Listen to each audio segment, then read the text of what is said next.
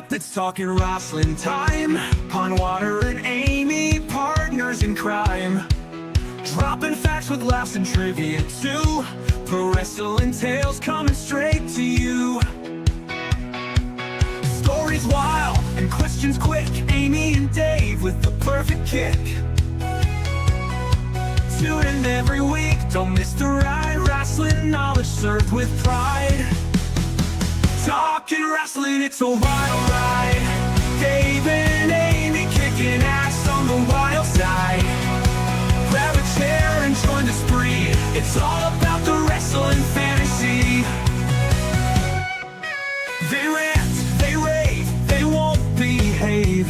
Wrestling fans, come out your cave. It's time to party and misbehave. Talking wrestling, time to go. Ring the bell and start the show. They rant, they rave, they won't behave. Wrestling fans, come out your cave. It's time to party and misbehave. Talking wrestling, time to go. Ring the bell and start the show.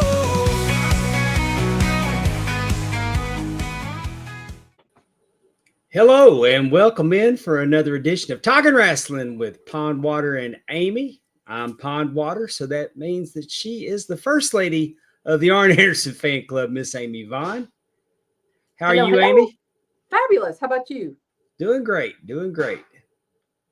So can I tell you something now? I know we don't talk politics or religion. It kind of gets a little icky. But I thought, but we do if it's educational, right? Yes. So I thought that I could just talk a little bit about the election of the new Pope. So it actually starts happening tomorrow. So if you've heard whether you're Catholic or not, you've probably heard that the Pope Francis, the Pope of the Catholic Church, passed away about, 2 weeks ago. And so 9 days after the Pope is buried, which he was buried he was buried last Saturday, they have what they call a conclave, which basically all the step down from the Pope, they're called cardinals. There's 132 of them. You have to be 132. You have to be 132. You have to be under the age of 80 to get to go to the conclave. So, and there's 132 cardinals that are under the age of 80. So they all go to Rome, and you have to have a 2/3 vote. So 89 of the cardinals have to agree on who should be the next pope. And they can vote up to 3 times, I think it said, a day. And it starts tomorrow. So there's wait a minute. Yeah. They all can vote 3 times a day. I mean, they can take a vote for a new pope up to 3 times a day. Oh, I thought you thought sorry. each guy could vote. Sorry. Each guy could vote 3 times, and I'm like, when did they turn it to an American Idol? No, I'm sorry. Sorry. No, I meant that they can have a vote at lunch, and let's say no one got 2/3 of vote. They could do it again at supper. They could then do it again at 11. You know what I'm saying? So I'm sorry, I didn't. What didn't movie? mean to. I'm sure that Darren Staley was quick with it. I am not familiar with that one. No, I don't typically watch stuff. No. No, they get up and sit down too much during church. I can't doze off. Oh, that's very true. And it's very, there's a certain rhythm and there's a certain ritual to it. So yeah, there's not a lot being able to doze off. Fun story. The first time I got drunk was with Catholics at a Czech club. I looked over. Everybody's story. No, but see, I grew up Baptist. We hit it. And I looked over there and I saw a priest having a drink, and it blew my mind. Yes. Because I was only 18. But Catholics can party. Case in point. So no, I've not seen that movie either. It's called Conclave. I think I know which movie that Efren is talking about. And it kind of is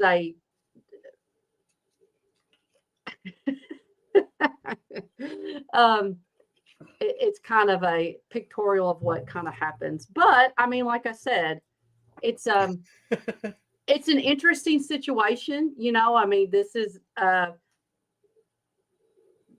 not everybody, you get to witness it, I guess, but like, ha ha ha, that's funny.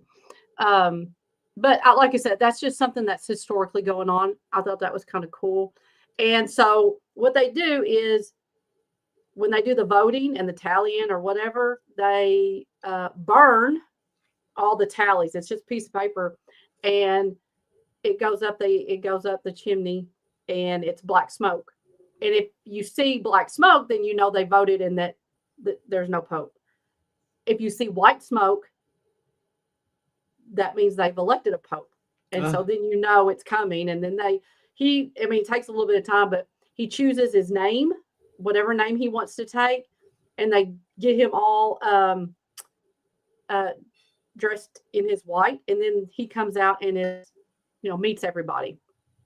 Oh, Efred. But anyway, so I just wanted to say that little tidbit because, like I said, it does start.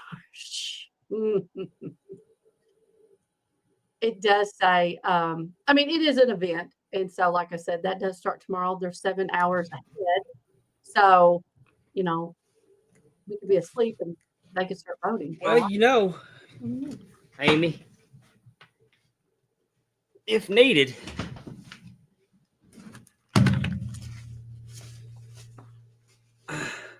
oh, yes. I love you wearing that. if needed, I can answer the call. I think you could. Pope Pondwater has a nice ring to it. It does. I mean, just like Pope Francis was the first Francis, you could be the first Pope Pondwater. I don't get to vote. I mean, but you just got to pray that the Holy Spirit guides the cardinals. And so, oh, Lord. It's getting crazy in the chat. And I want to welcome everybody to the show.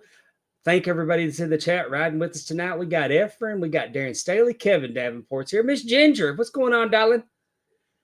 Hello. Ben Jones, good morning. Down in Australia. That's Willie right. Buck. He keeps us in the top 10. The Double Drop Kick podcast is on board with us tonight. Coach Keith Morrison in the house, face palming. And that is the reason why there will be a Pope Pondwater before there's a Pope Ephraim. Just saying. Well, I'm the Belt Pope. Yes, I do. I remember I was elected over 20 years ago. I know. I remember you giving that little meme out to us to let us know that you weren't the Pope that died. It was that other guy. So we appreciate that. Yeah. I was really worried about both of y'all. I didn't know which thoughts one. and prayers. I had it loaded up and ready to go with thoughts and prayers. Very kind of you. But that's it. That's all I got going on. I think it's kind of cool. It's definitely interesting, being since I'm sitting here with 3 candles. It is very important to me. Yes. Yes. And, again, I'm not trying to, like I said, not trying to talk, promote, or whatever you want to do. But, I do. I'm faithful, and I like my faith. So I went to the classes. My first wife was Catholic. And you went through RCIA? I don't think we passed because we were allowed to get married church. But Sarah was baptized as a Catholic. Awesome. Oh, Darren. No, we don't go there. I'm not. I appreciate the humor, but I'm not going to be able to do that. I tell you what we are going to do today. Yes. Because we're going to talk about the Von Erichs. We're going to before we get heavy, let's talk about one of the brightest moments in their history. We're talking about Texas Stadium, 1984, 41 years ago today. The David Von Erich Parade of Champions took place. Kerry Von Erich challenged Ric Flair for the World Heavyweight Championship. Look at him there. He's wearing the yellow with the blue stripe tights that David wore Christmas night against Flair, Christmas of '83. The actual pair. Yes, those are David's. Those are David's trunks from Christmas of '83. What's on your wall? Is it them? No, I got the black stripe previous pair. Okay, that's what I thought, but I wanted to verify. So, but Kerry's applying that abdominal stretch, and there he is, David Manning. They got him with his eyes closed. Kerry hoisting up a Texas stripes. Flag, a yellow rose, and the NWA 10 pounds of gold. There's another one, because back then wrestlers came to the ring to celebrate. We had Gentleman Chris Adams. There's Chick Donovan. There's Buck Rock and Roll Zumhoff, who's probably somebody's bottom bitch tonight in prison.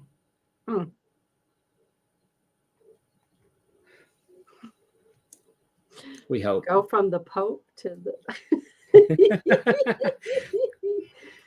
Again, you just never know what you're going to hear on the. Since we're on here, we got our new merch. We got our new logo. Yep. Two shows, one cup merch store. Still jumpinthepond.com. Right now, you can get a 2 shows, 1 cup shirt for $13.99. That's the lowest wrestling shirt that you can find. We also have the Talking Wrestling with Pondwater and Amy logo available.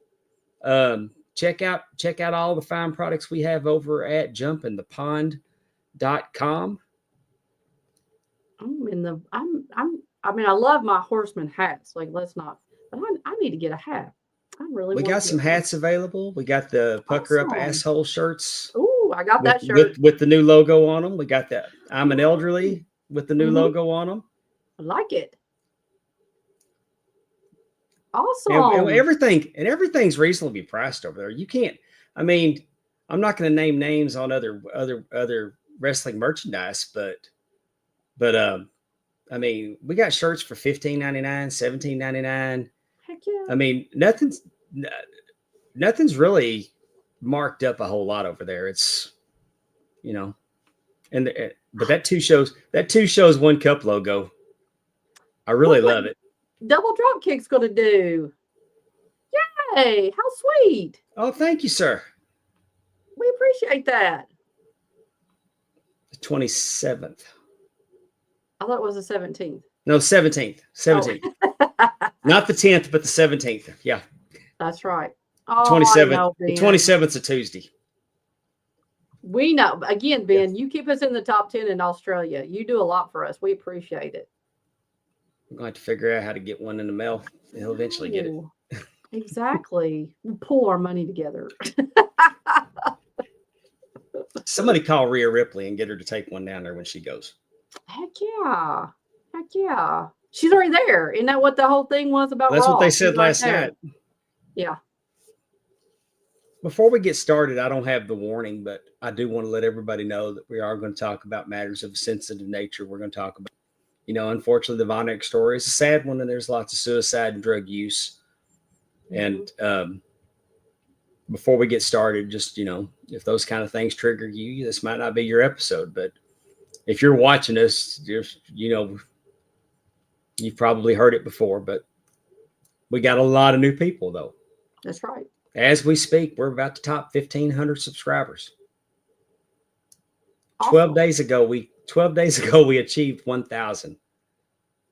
12 days later, we're halfway there to 2,000. So we're humbled. We're excited. It's so cool to watch that everybody jumping on the bandwagon, and we love it. We love it. We love it. We love it. Yeah. We love talking wrestling. We do. You ready to do this, Amy? Yes. Hollywood Demons, The Real Iron Claw. It's on Max. I thought this was I think this is a really good documentary. Mm-hmm. There's a few things that were left out, and we're going to point them out. I liked, okay, so You can also, so we watched this on Hollywood Demons. We watched this on Max or HBO Max. It's also on Discovery ID. Oh, is it? And yes, because that's actually where I've watched some of the episodes. I watched the episodes because I was like, oh, I've seen this. What I really like about the Hollywood Demons is that it has Dr. Drew as a constant guest. He's on every one of them. And I think it's really interesting that he gives a doctor, psychologist kind of point of view of what things are happening. I mean, he's armchair quarterbacking medicine from 40 years ago. Don't hate Dave because no, I'm just saying that it was 40 years ago. That's like going and saying that's like criticizing them for not knowing what caused polio before they came up with the polio vaccine. Well, I mean, it was what it was 40 years ago. I don't think that was really laid out. He didn't say, maybe we'll figure it out. I watched it again, and he was a little cocky with it because I did notice he was armchair quarterback in medicine. Okay. I didn't see it that way. But I mean, I'm not as passionate about the Von Erichs and how they're portrayed. So maybe that could be, as a person who was just listening to what they were saying. And, you know, I didn't think, though, it came across. There was a lot of, that was the time. That's what, you know, I mean. Oh, yeah. This is not a dark side of the ring type presentation. This is a presentation of the stories, and this is just how it was. And there's a little justification going on in there, whether it's right or wrong. I'm just saying it's not the hit piece. It's not the hit piece that Dark Side of the Ring can be. Well, I don't, and again, I think with Hollywood Demons, and again, I could be wrong. Probably not, but I could be. I think that Dr. Drew is there to give that explanation of things from behind the scenes that, you know, that about addiction or abuse or whatever, you know, whatever it may end up being. Because they've done episodes on the Hollywood, there was a Hollywood Wives, the Housewives of Hollywood or Beverly Hills or whatever. Like one of the housewives, her husband committed suicide and he was like abusive. So I mean, you know, like they kind of I saw that episode. I'm trying to think of some of the other ones that I saw. But like you said, Efren says, tell me what this episode does the dark side and everything else didn't give. I'll point it out as we go because there was a couple things. Okay. So was the WWE documentary on World Class a hit piece? I don't remember seeing it. Or maybe I have seen it. I'm sure I probably have seen it. I can't remember. I mean, I know that when you say a hit piece, what are you saying? What is a hit piece? Like, why is it a hit piece? Because they discussed that they had drug addictions? No, it's just that, what? I don't know. I don't know. I'm asking. What makes something a hit piece? I guess that we're highlighting the bad and whitewashing the good, or not vetting sources, or well, not vetting sources. That's not good. Like that really is not good. But I mean but in fairness to Dark Side of the Ring, it is called Dark Side of the Ring. So I mean, you're tuning in for the dark side. But we start off I watched it was the Dark Side of the Power Rangers. I saw that one. They did a Dark Side of the Power Rangers? Yes, they did. Is there a dark side to Kimberly the Pink Ranger?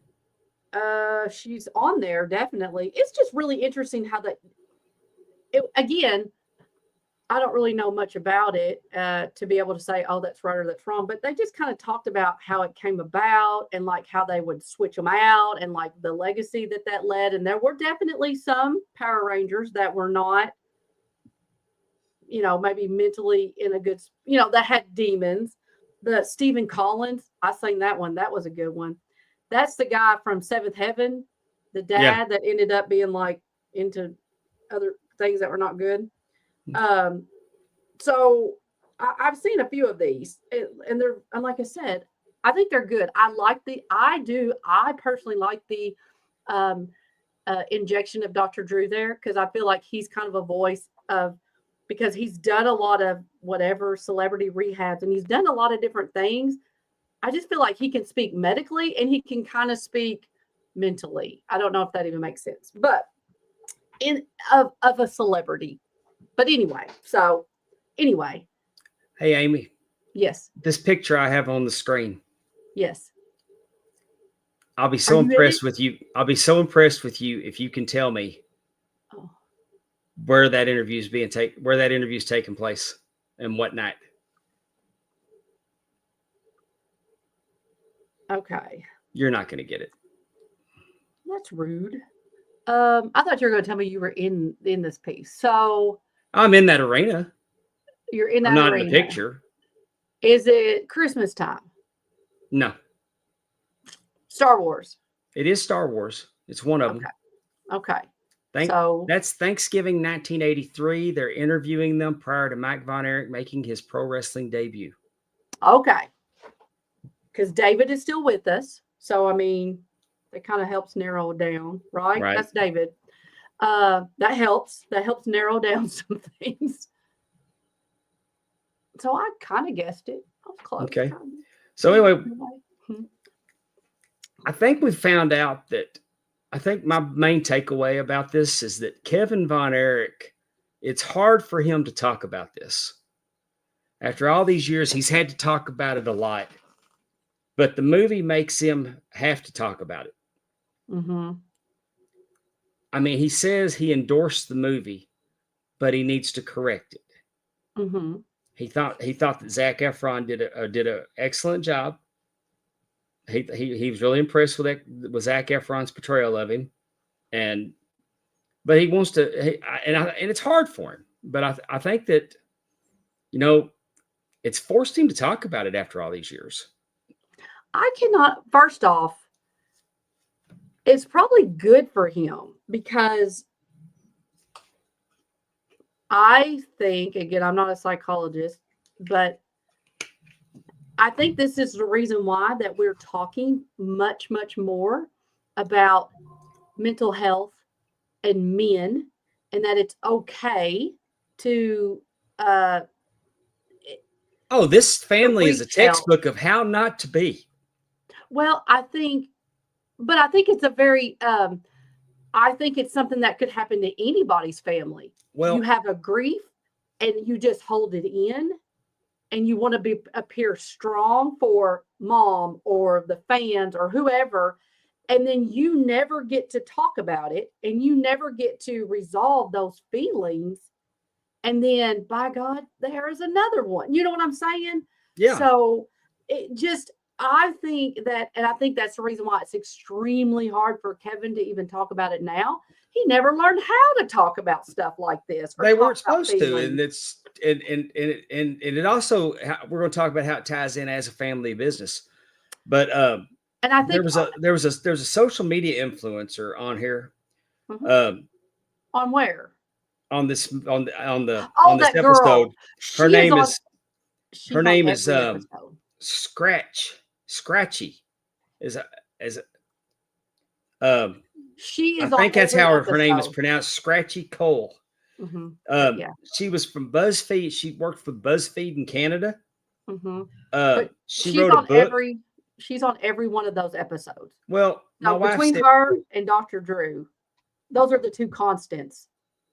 who's she? And I said, I don't know. So when I watched it again today, Mhm. I was like, well, let's find out who she is. And like I said, BuzzFeed Canada, she wrote a book, One Day We Will All Be Dead and None of This Will Matter.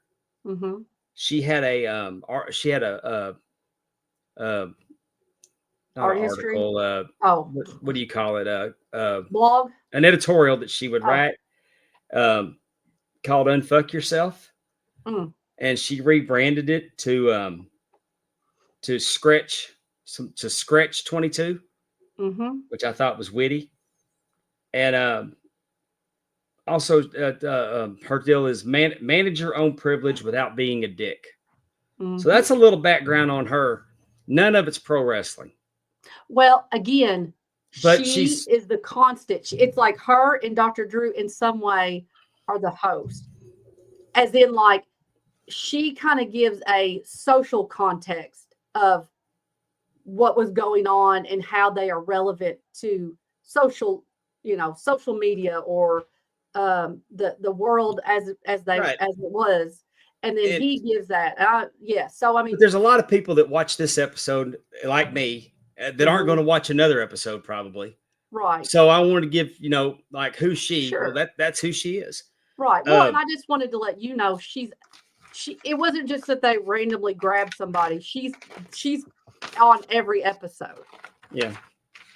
And that makes a difference because you're right. She doesn't know anything about wrestling, but I do feel like she did her research. I mean, she didn't sound like Oh, an she idiot sounded or like she knew what anything. she was talking about. Yeah, so I Um, mean, she did definitely does her research for it.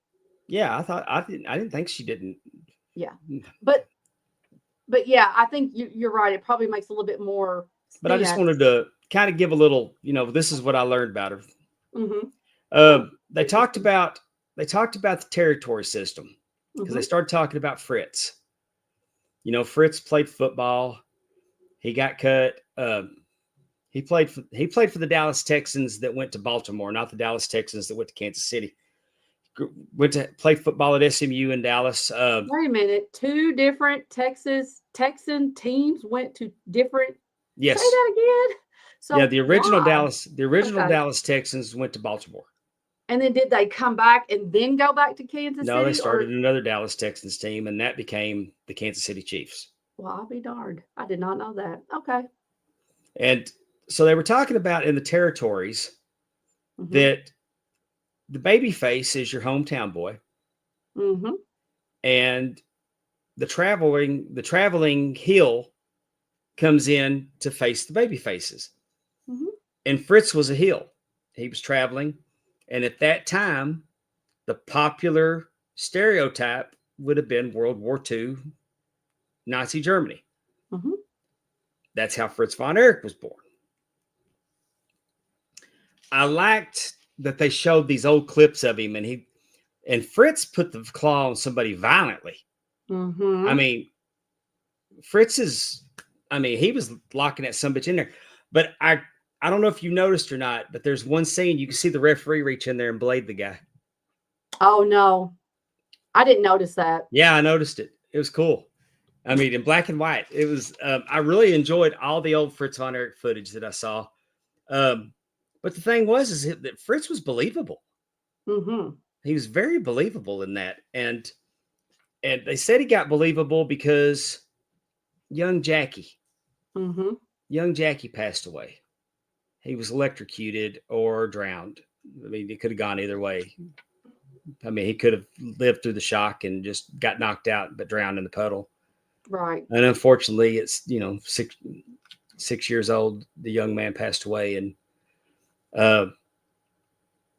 I also noticed that the way that Kevin's daughter talked about him, that you could tell that Doris talked about him to the grandkids, Mm-hmm. that he wasn't a forgotten. It would have, because he died so young and so far before them, but she kept his memory alive, and they seemed to have an understanding of who their Uncle Jack was. Right, because I think Kevin was only like 2, right? Yeah. I mean, And David had Kevin just says he been could, born. Kevin can remember him, Yeah. but Fritz bottled that anger up. He Mm-hmm. wasn't there. And they said that in the ring, that was his motivation, as being that vicious heel. Mm-hmm. And I think that, that made him more believable. I do Like go ahead. what I was just going to say. I do like how one of the visuals that they gave us is that they put the boys on a timeline of Yeah. like their birth, just so that you can kind of see like when everybody was born and that kind of stuff. And when they passed, they took them away. And again, I think the biggest story for me has always been how Kevin Von Erich has been left he had 5 brothers. He had 5 brothers, and they have all passed away. He Um, went from having a big brother to being a big brother to not having any brothers. and just and yes, like I just think that is something that has always been not so much a curse, but just the fact that he has just continuously lost his dad, his Yeah. mom, him. I mean, it's just, And mm, I like it. They were all reluctantly into the business. mhm.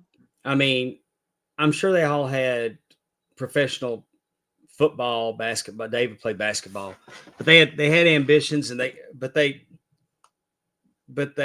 got into the wrestling business, the family business, Mm-hmm.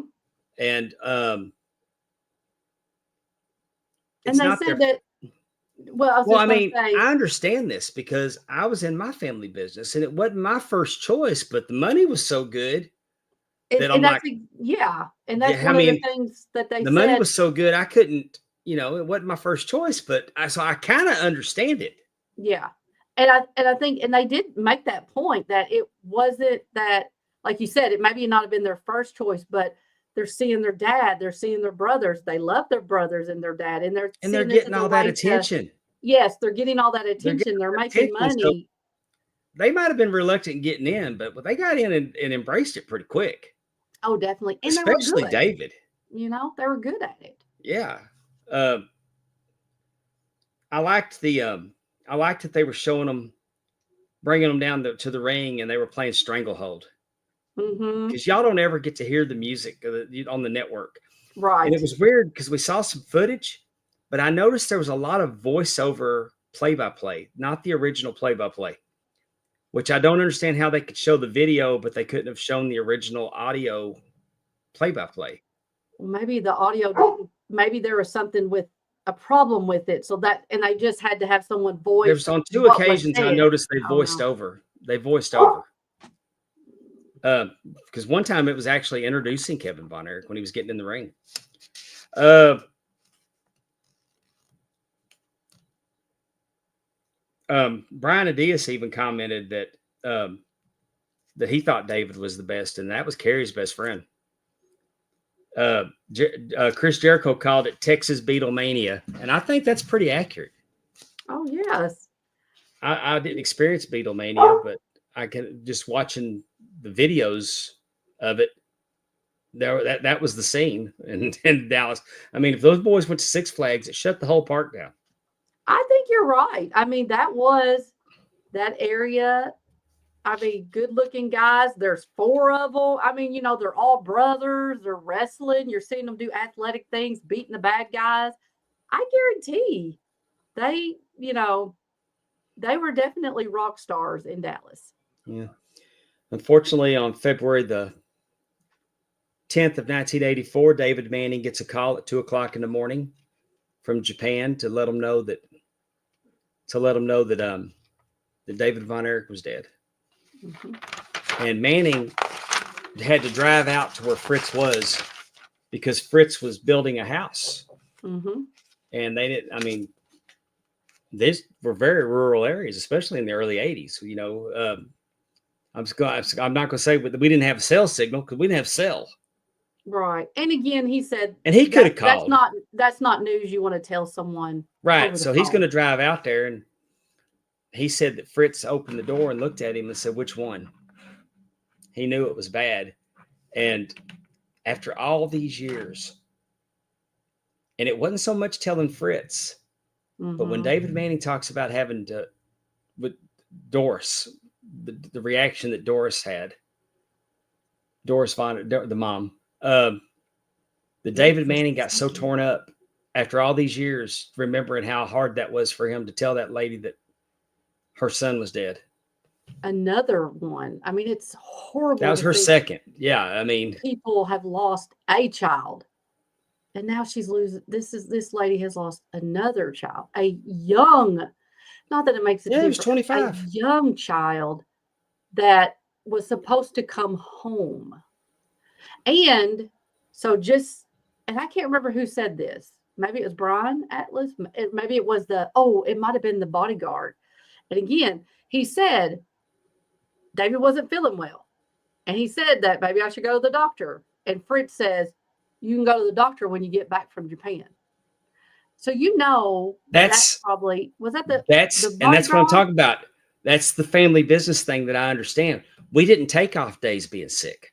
Well, no, we went to the doctor. We went to the doctor on our day off, and that's a behavior that I've carried with me through my whole life. And only in the last few years have I stopped down when I got sick and gone and got it taken care of rather than prolong it. But that's just because the way that you're raised up in a family business. Well, yes, I totally understand that thought. I mean, because if you're not there, you're not making money. Jericho and MJF both even put that over, that it was a time that if you didn't work, you didn't get paid. Exactly. And you're protecting your spot in Japan. They're going over there. They're going over there twice a year. Right.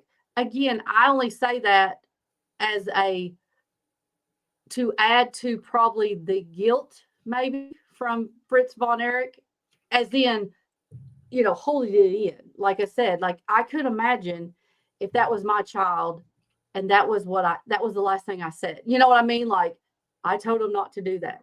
Having that mentality, because as we know, that mentality is not good. You do not need to be walking around with, and I'm not saying you did, but I'm just saying, as an example, you don't need to be walking around with an abscessed tooth because who's going to work the store? Right. I mean, your health is important. Exactly. We did. No, I agree. And it wasn't good. I mean, but it wasn't because you were lazy or that your parents were mean. It's because they had a family business. Right. It wasn't. If you didn't work, then the building had to be shut down and they made no money and then Fritz, they couldn't pay their bills. Fritz gets the rep that he was selling the boys out. It was about getting that next payday. It was about that box office. I don't think it was about that work ethic. And Fritz was born in the Depression.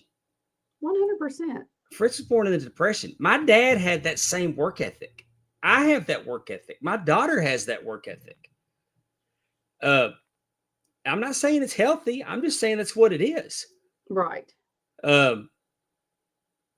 Anyway. Was it the bodyguard that said it? Do you remember? The bodyguard said that Fritz David wanted to go to the doctor, or said something about going to the doctor, and Fritz said, "Do it when you come back from Japan." I couldn't remember who said it. Either him or Manning said it.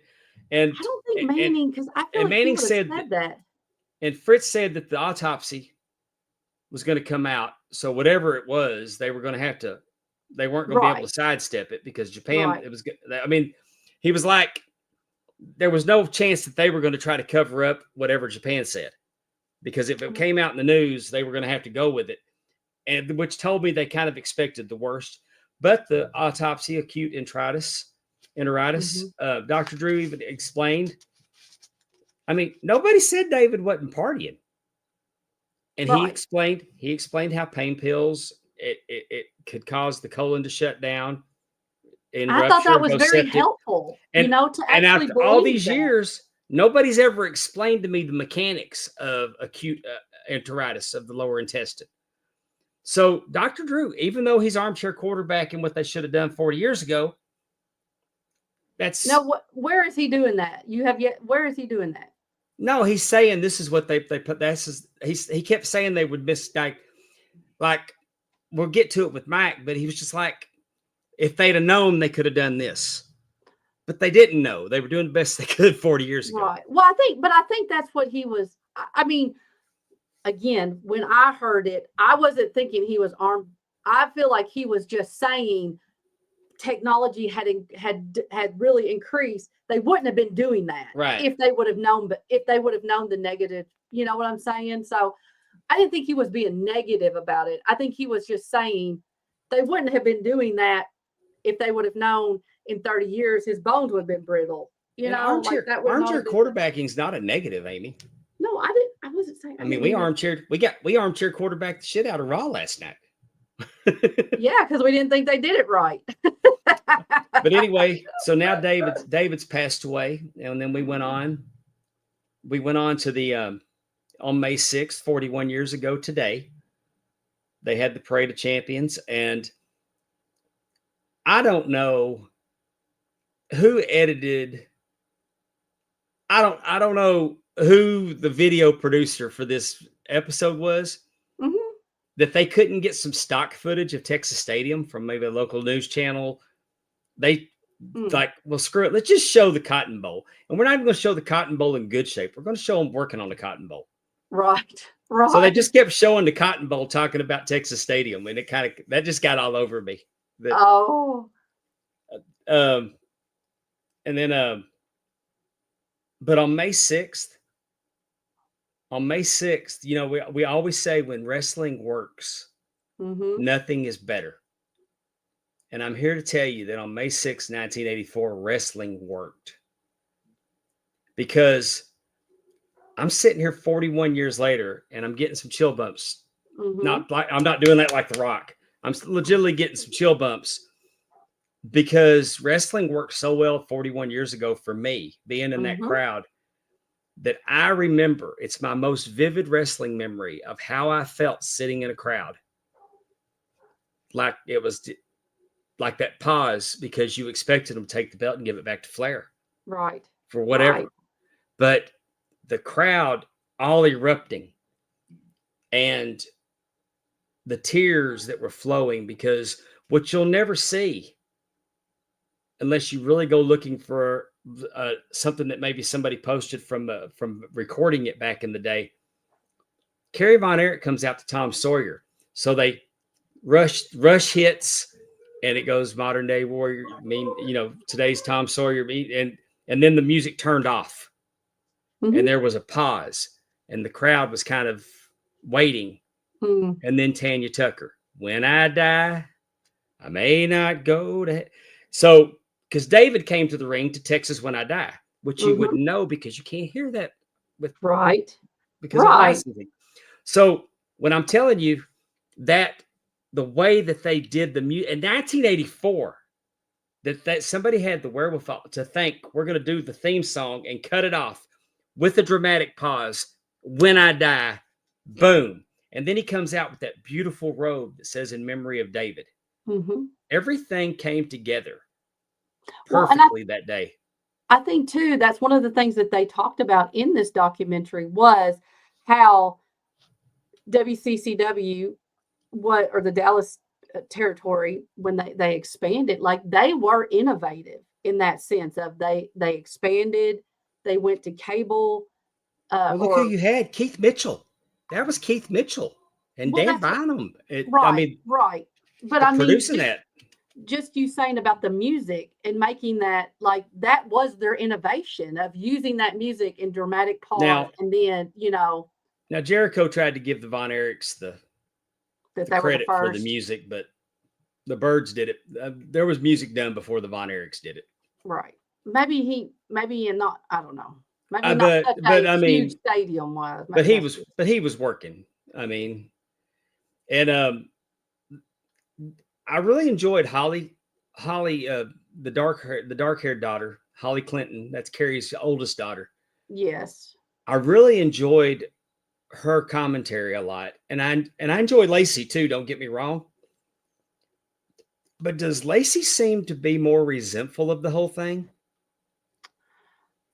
Like, yeah, what do you mean? Like questions it more. Like, did we really have to do this? Do we really have to do that? Like the whole thing, as in, like when you look at it all in hindsight. Oh, does she hold a little resentment for, like, we couldn't see that this was going on? I think, again, I think there could be, and I don't know if resentment. And she's done some shoot interviews where she's really gone and said some really pointed shock value level stuff. So, I mean, and she's just her dad, or about who? About the whole situation. And Well, you got to think I about mean, this from she's her got every point of reason view. in the world to be pissed because her dad, wrestling took her dad from her. Well, that's what I was going to say. You've got And to her look grand at it and her from. granddad had, I mean, he conveniently buried his head in the sand because if my kid shows up at the ranch, I'm keeping an eye on them because they're dropping like flies. And Fritz is not processing that. I mean, he's not. He probably couldn't handle another one. I mean, I'm not bagging on the man because I didn't lose. I have never lost a kid. But you see what I'm saying? So if a child is resentful of the way the situation was handled, and you want to call somebody a dumbass for not seeing the obvious, well, even though you don't really can't put yourself in there and understand that why they maybe weren't. Because even Kevin said by 5 o'clock at night, Fritz is drinking. Well, but you know what? Kevin was mad. Like he was mad that his dad did not take his phone call. Yeah. And Yeah. And Kevin's, I mean, that's and let's something. face it, the Iron Claw painted his father in an incredibly horrible light. Heather, I'm not sure if Lacey walked out on the movie premiere. I would really like to know that, honestly. Well, you know what? She could have, because this is one of the things Kevin said. They did not portray Carrie as a family man, and he very Oh, much no, was. no. So you could maybe see why Lacey would walk out. And if you'll remember, if they're not portrayed that way. my biggest criticism is I thought that they were too harsh on Fritz, and I thought they were way too harsh on Carrie. Mm-hmm. Because you never hear anybody say Carrie wasn't disrespectful. Carrie was a sweetheart. And maybe that's why if she walked out, that might have been it. Because like I said, that he wasn't even married, or he was not portrayed as a family man. No, he shows up. I mean, in the movie, he showed up at Christmas with a rat. He's going to skip Christmas and go to Mexico and cussed his dad out for not opening the present. Exactly. I don't believe that, because if he ever cussed Fritz out, Fritz probably would knock his teeth down his throat. Well, but like you said, who would have told them that story if they didn't go to, you know what I mean? If they weren't looking at the, I mean, again, this movie was based on a true story that in the wrestling world is a fascinating story. Everybody talks about the Von Erich curse. He got his sources. That dude got his sources from everybody but the people that were there. Well, and maybe he didn't want to, because then he's not making a movie about the Von Erichs, necessarily a biography. Right. He's making a movie that he wants the masses to come see, based on this family that has a lot of wild dynamics that go on. Right. So I kind of understand why he wouldn't want to get the ins and outs. Like, I understand why he wants a David Manning to make sure that what they're doing in the ring looks right. And, I get that. Well, I got James Beard. They didn't get David Manning. Oh, I mean, James Beard. I'm very sorry. Very sorry. But I liked all the footage that they showed of Gino and Mike and Israel. Mm-hmm. I honestly don't recall ever seeing the video of Gino and Mike in Israel. And I think they said that, right? That it was just kind of like yeah, I don't think I've ever seen it. Was there no audio? I don't think there was there? For that. I don't think so. Either. But we saw that Mike took that fall, messed his arm up. Dr. Drew was even pointing out how he could hold the belt up, but his other arm wasn't. Mm-hmm. And he pointed out that a lot of things were being diagnosed as toxic shock, and you couldn't treat there's only so much that you could do to treat toxic shock. Right. To where it could have been actually. But if they would have known it was septic, it could have been antibiotics. Right. I have a hard time believing they weren't pumping that kid full of antibiotics, though. Well, but maybe it wasn't the right antibiotics. I don't know. That's what I was going to say. It may not have been the right ones. But I think, though, let me just say this, and I could be wrong. I think that if Fritz would have told Mike, "You're done," he would not have gotten back in that ring. Oh, I bet you in Fritz's mind, though, he needed him to. And here's why. Here's where I'm going to defend Fritz, because Fritz and my old man are a lot alike. Mm-hmm. When I got shot, and I went back to the store, mm-hmm. I was nervous as a long-tailed cat in a room full of rocking chairs. Right. And I got behind the checkout stand, and my dad and my uncle were on. We have 2 registers, Mm-hmm. and I was just standing there, and I really wasn't even working. And my dad and my uncle looked at each other, and they both headed to the back, and they stuck me at the front Mm-hmm. with a crowd. And all I could do is jump on the cash register because I wouldn't leave the register unattended. Right. And they did it to me on purpose because I was nervous. But But what would have happened if you would have kept screwing up receipts? And like every they weren't time, worried about that. They wanted me to get back on the no, horse. no, you're not listening. I mean, that's not what I mean. Oh. Like what I'm saying, as in, they talked about how Mike was, he was not the same. He Right. was slow. His moves were not quick. What and again, that's when his family, his dad, they should have pulled him out of the ring.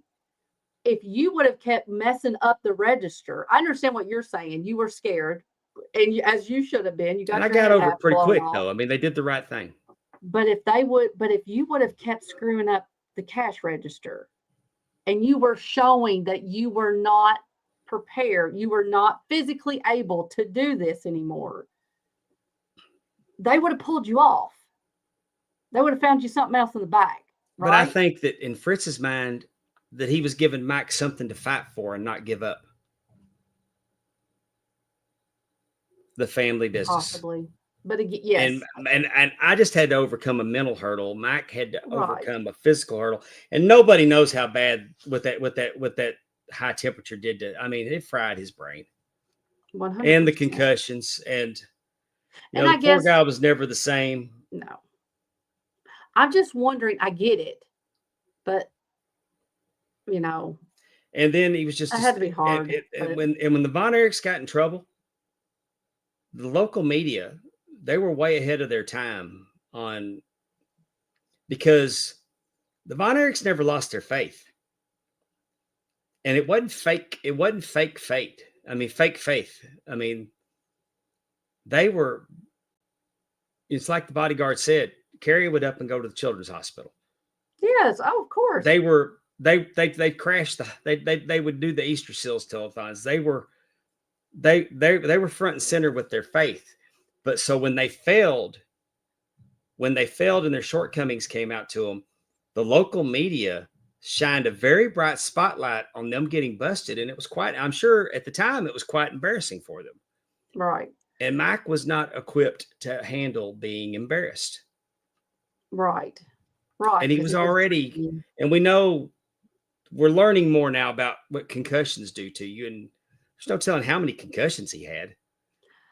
No, I think though, and again, I think this goes back to that, just men deserve mental health just as much as women. Anybody that deals with anybody can have mental health issues for a wide variety of things.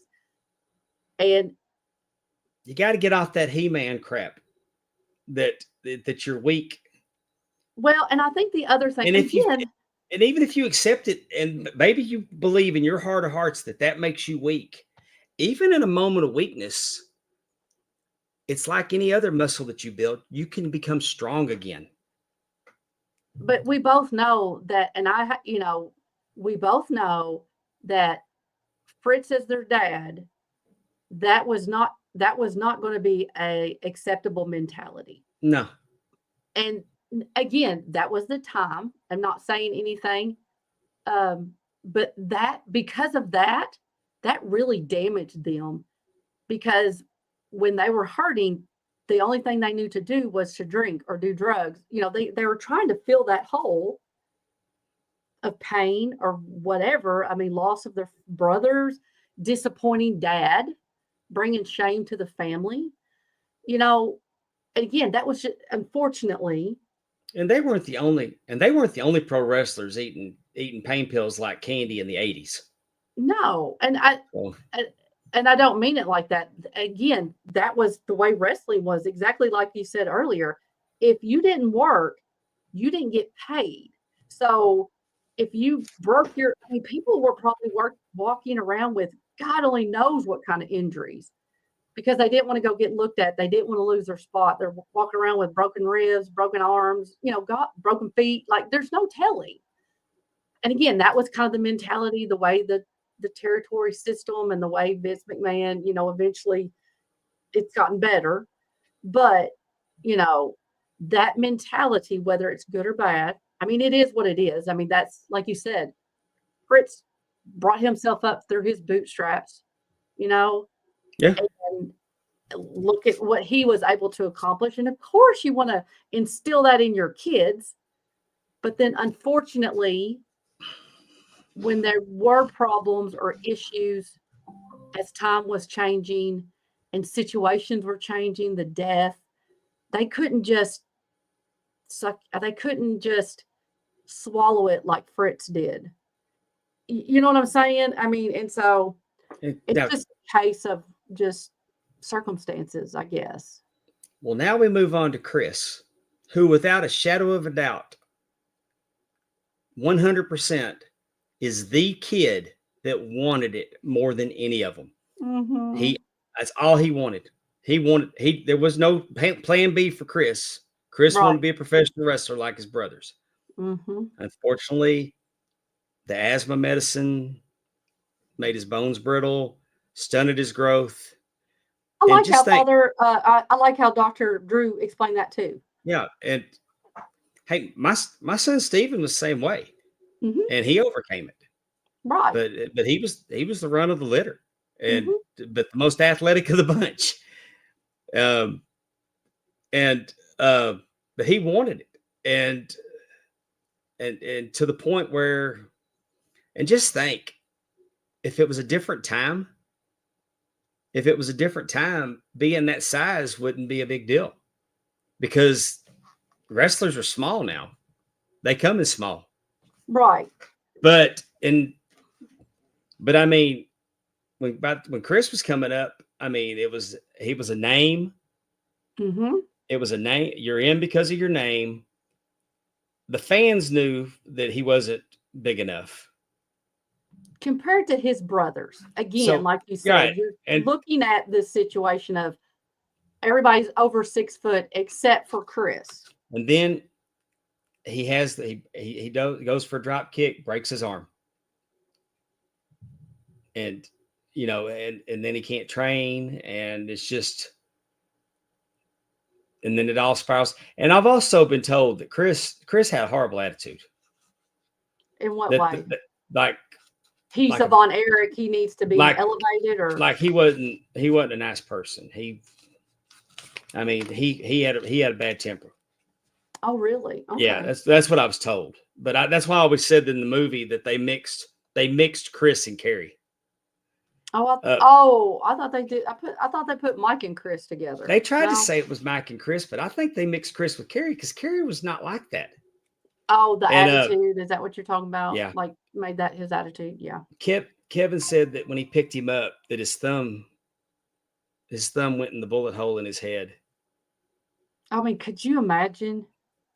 And Kevin, when interviewed by Texas Monthly 15 years ago, mm-hmm. told the story of it in print. I'm going to repeat it, but I'm not criticizing. Kevin told Texas Monthly the last thing that went through his brother's mind was my thumb. Mm. And he goes, my brothers would appreciate a joke like that. Well, and he say he lived for a little bit. He said he lived for an hour. I mean, I think he was just, if he was moving when they got to him with the hole in his head, it was. Oh yeah. I mean, I don't think he was like savable, but I just, But I mean, if we can't take anything, I mean, I think it's important to say at this point, drugs are bad. Drugs are bad. Well, can I say something else first? Yeah. Again, what are we trying to use these drugs for? What are we trying to feel by using drugs?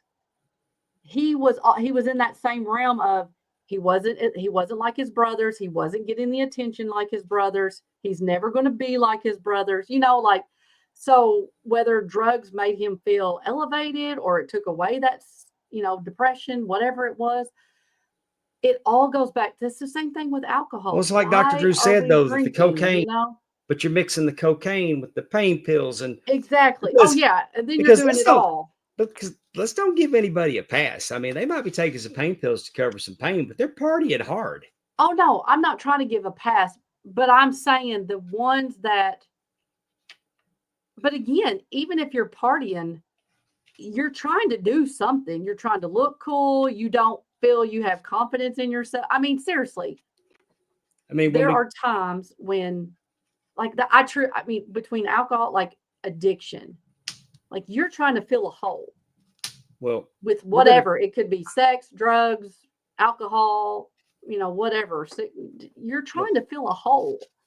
And well, you we're never going to have the can. author of Sorry. I Am Your Champion, the Gino Hernandez, Life and Death of Gino Hernandez. Lizzie Flanagan's going to be on our show on the 20th. Cannot wait. And I mean, that's going to be interesting to talk about because we know that Gino dealt with paranoia. Exactly. Didn't know who his dad was. That's I think that's always something. But I'm just saying, as a whole, I'm not saying that drugs are bad when used properly. But I think that the lesson we can learn from the 1980s, especially in professional wrestling, especially with all the horror stories, is that drugs are bad. Yes. So if you're if you're having problems, especially self-medicating, it's okay to seek help without running down in a bottle or putting cocaine up your nose or taking uppers and downers and pills and it just that's the point I'm trying to get across. Right. And that's not the way it is anymore. Like you said, you'd have to take uppers to, do your match. And then you'd have to take a downer because you were flying high for 6 hours. I mean, that was in order to make the next town. I mean, this, honest to God, the schedule that wrestlers in the 70s and 80s were doing, it was just unreal. Driving 300-400 miles, wrestling, potentially injured, getting up, going to do it again. I mean, now look at this guy. Yep. I mean, he had more charisma than any of them. Definitely. He had more charisma than any of them. Jericho even said it was putting Brad Pitt's face on Schwarzenegger's body. Mm-hmm. And it sounded like Lacey even said that Kerry liked partying with celebrities. Oh yeah. Like, because I mean, he there's pictures of him with, she mentioned Steven Tyler. Schwarzenegger liked him. I mean, but on June of '86, he had a motorcycle accident. He was only wearing a pair of shorts. He was barefoot, no shirt. That is riding unreal. I think it was a Kawasaki Ninja. Mm-hmm. Now I'm sure he was at the lake, and he lived in Lake Dallas, and he was probably going from the lake to the house. I cannot imagine riding a motorcycle barefooted. I've rode in shorts, but I cannot imagine. And I didn't wear a helmet either. And to this day, I'm a firm believer that the helmet keeps you pretty for the funeral. Well, and because I always had the attitude about riding a motorcycle. It was an instrument of death. Right. And it's not the rider. It's not normally the rider. It's everybody around you. But unfortunately, in this case, it was the rider, and he ran into a police car. Yeah, going what, 50, 60? What did they say? They said 50, 55, but there ain't no telling. So, if you were literally okay sober and you were slowly jaunting down from, like you said, the lake to your house, which is right down the road, in your shorts and no shoes, like maybe you could see that, but he was drunk, rear-ended a police car, got his foot caught in the sirens on top. Oh God, that just all the way around just makes me and he came back too soon. He came back too soon and hurt his foot again. Yep. And they had to remove it. Now we did not know. And it's like Jericho said, this is the ultimate kayfabe. Because nobody knew. There were no rumblings of it. Well, but again, nothing was ever said about it until Colonel De Beers pulled that boot off by accident in Vegas. Right. They were at the Showboat for a taping. Colonel De Beers went to pull him out of the ring, pulled the boot off. Well, and again, that goes back to what would people think would they work with me? Would I have to quit wrestling? It was kayfabe for they personal, yeah, they were benefit. he was ashamed, felt less than, Yes, and never I mean, understood what a inspirational story he could be. Could you yes. imagine the WWF machine behind him at the time Well, we got doing that their one guy with one leg, right? Zach Gowen, is that his name? Was yeah, that his but this name? but No, but no, I'm just saying that it's possible, is what I yeah, I was mean, trying to say. It's like especially it's not in a 1992, Kerry Von Erich, how inspirational could he have been? Because prosthetic technology was not then what it is now. of course not. Yeah. I mean, with the fact that he did what he did, I thought that was neat that they showed the home footage of him actually walking without crutches. And Fritz, Mm-hmm. you could hear Fritz talking about it. Yes.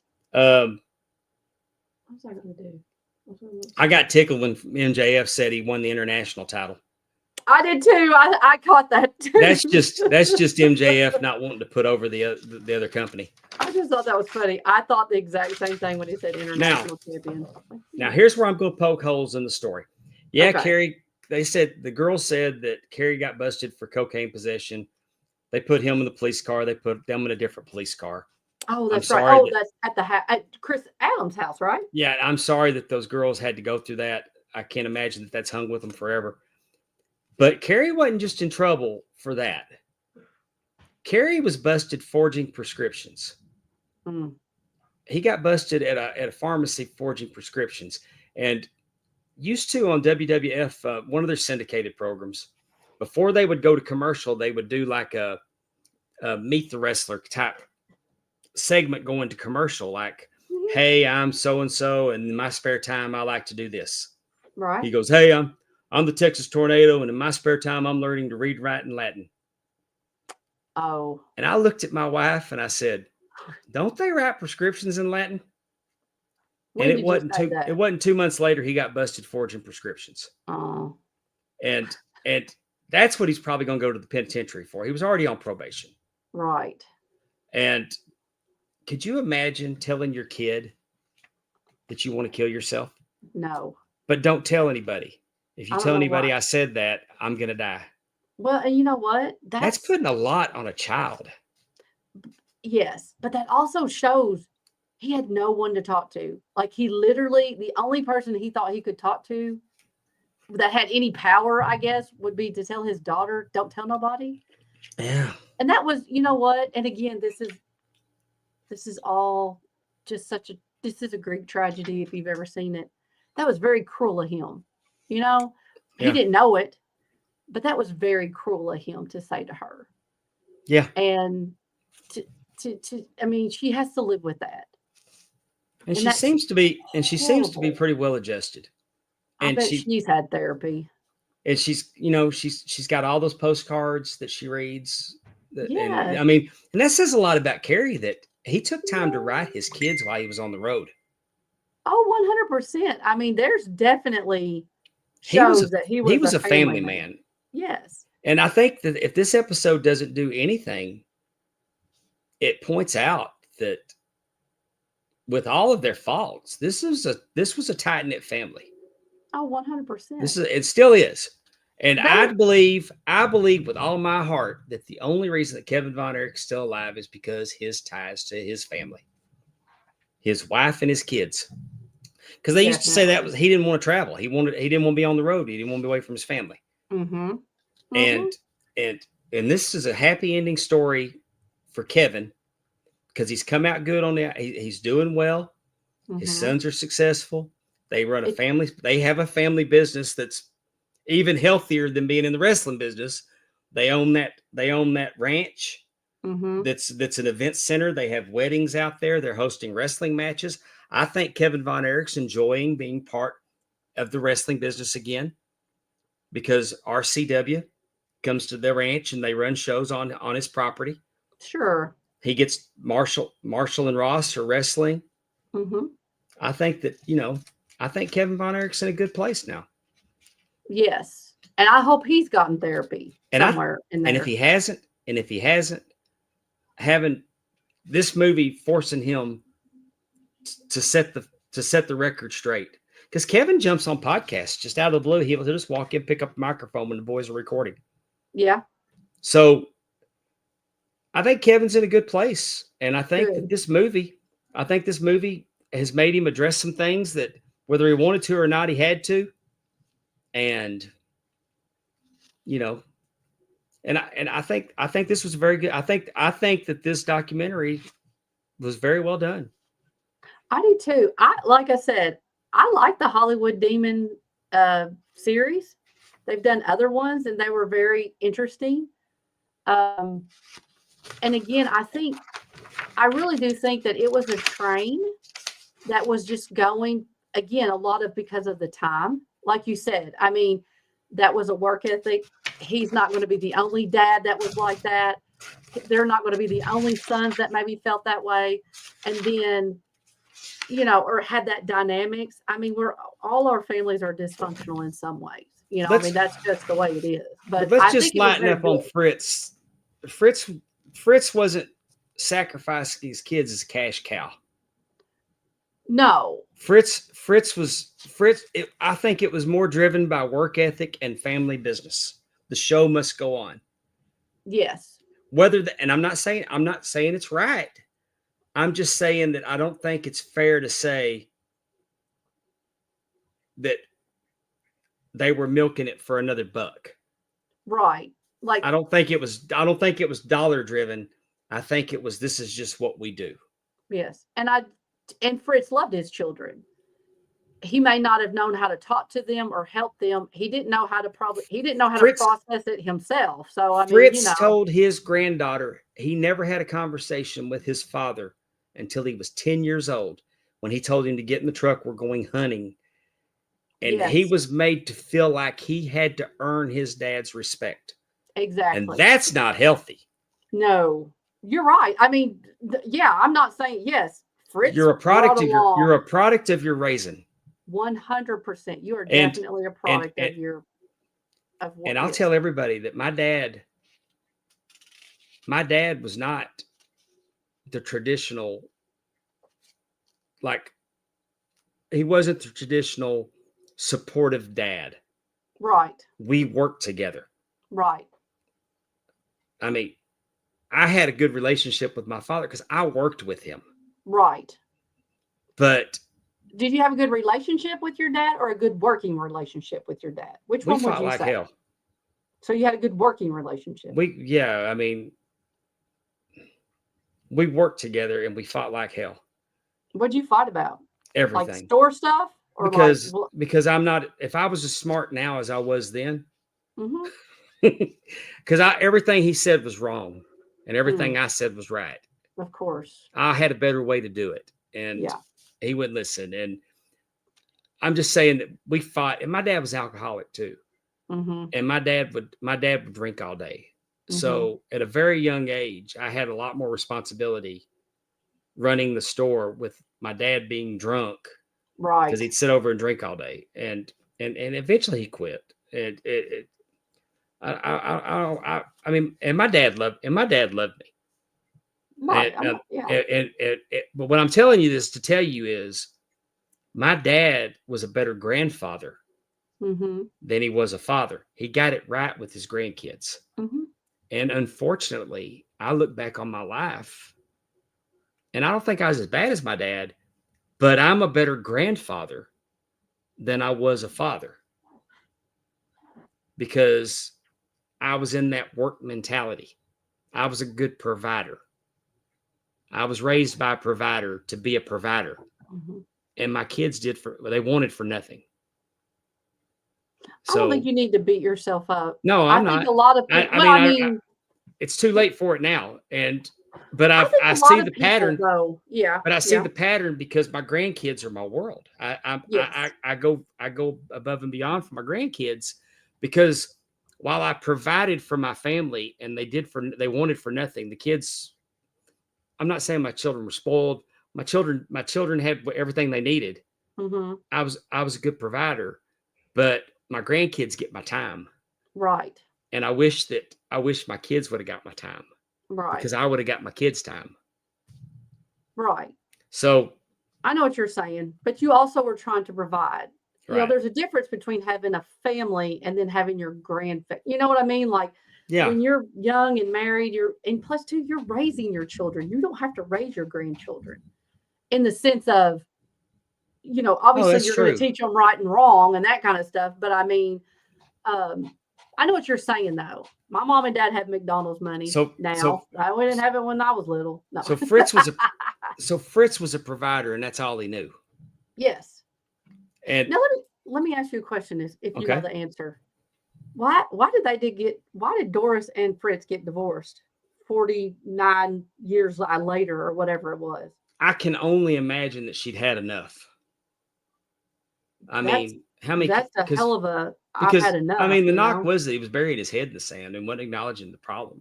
And I Right. mean, but I mean, how many people, how many families do you know lose a child and stay together? It's very hard, I can imagine. Yeah, and it happened to them a bunch. So I figured it just eventually caught up with them. I just wondered because I saw that and I meant to look it up, but I was like, I mean, they were almost married for 50 years. And like, it's like, what? Because he I came mean, into the kitchen and she was painting instead of cooking dinner. And he that's said, "You right. got to go."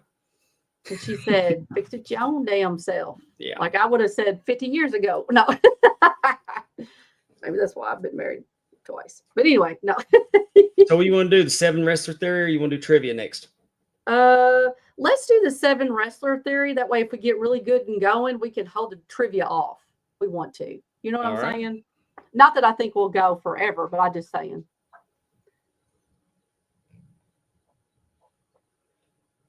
All But right. thank you for telling me about. I had not seen that episode of Hollywood Demons, but I did think it was very good. I did enjoy it. I learned some stuff. You know, I think that's always good when you can learn something on a Yeah. subject that you feel like you've heard a And lot of.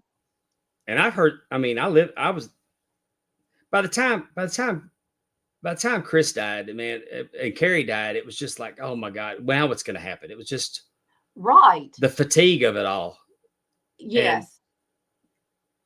Especially anyway, with it was suicide. You know what I'm saying? I think yeah, that's the other thing too. Like it's not just okay, but injuries or I mean, but anyway. I've heard the story a million different ways, and I think it was presented, and I really enjoyed hearing from Carrie's kids.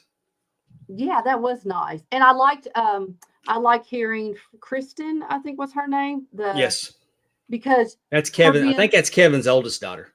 yes, which means she was around longer. So she knew she was calling him uncle. You know what I mean? Like she had stories that maybe we hadn't heard from her point of view of being a child and seeing all this go Yeah. on, which I thought was an interesting. I don't know what the age difference is in everybody, but obviously she seemed to have been around more to be able to give more history. So I thought that was interesting. Okay.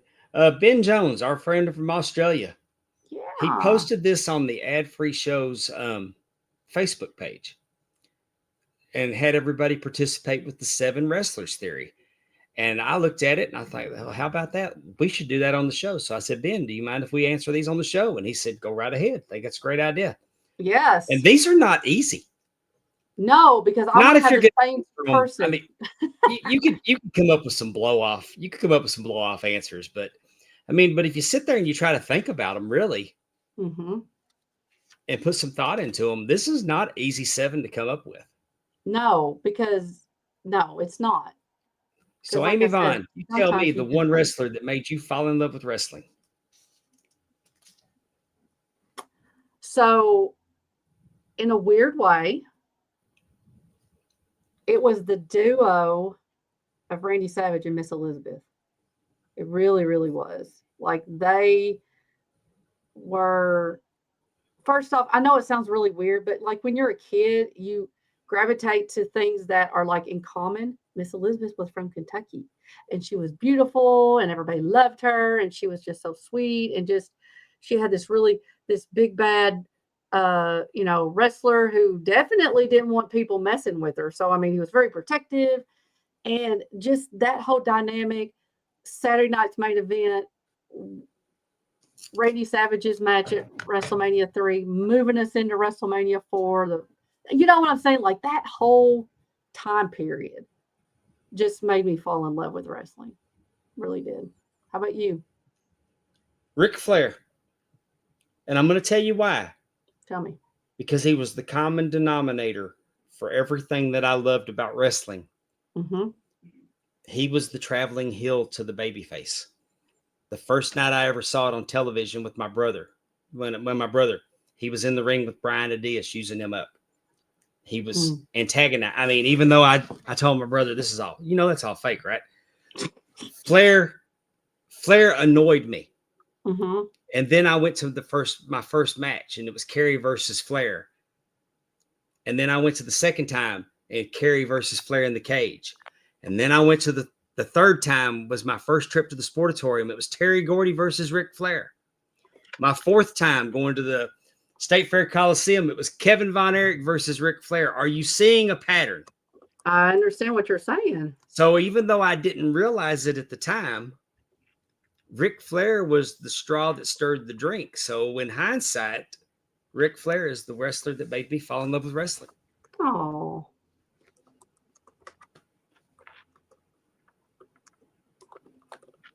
Second one, your newest favorite wrestler. So I kind of alluded to this last night. And again, I keep making kind of groups, but I think my newest favorite wrestlers are the women of NXT. And we talked a little bit about this last night at Raw. I was like, I feel like Are you going to ride the fence on all of these? No. You know the one I'm protected with my whole life. You know who that one is. But I'm just saying, and again, actually, that could be a tag team. But anyway, no. But I'm just saying, I really do like this upcoming group of NXT women. That's Stephanie Vacure. Is that her name? Yes. Phenomenal. Like, I love her look. I love her presence. I love everything about her.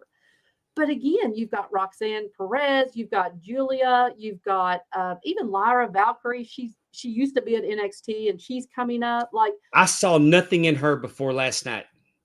Right. I couldn't figure her out. And then last night, she flipped a switch last night. I'm like, oh, okay, there is something there. I feel like this is like the NXT women. Lash Legend, she's down there too, right? I feel like there's that group of women, just like we saw with Bailey and Charlotte and Alexis. I love Lash Legend.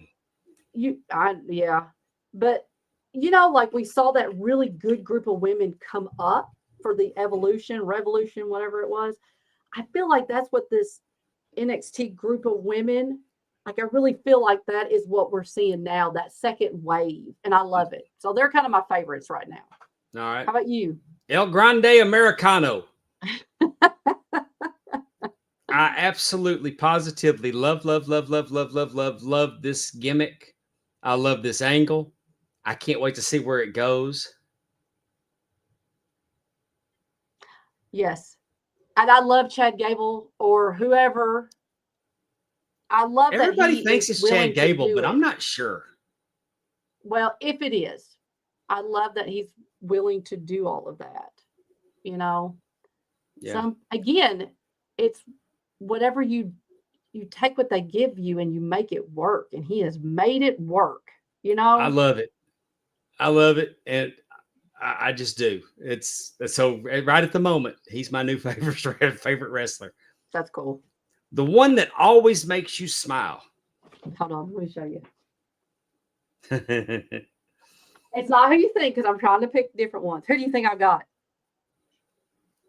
Oh, I figured it was Arn Anderson. No. Oh, I know who it is. It's Bronson Reed. No.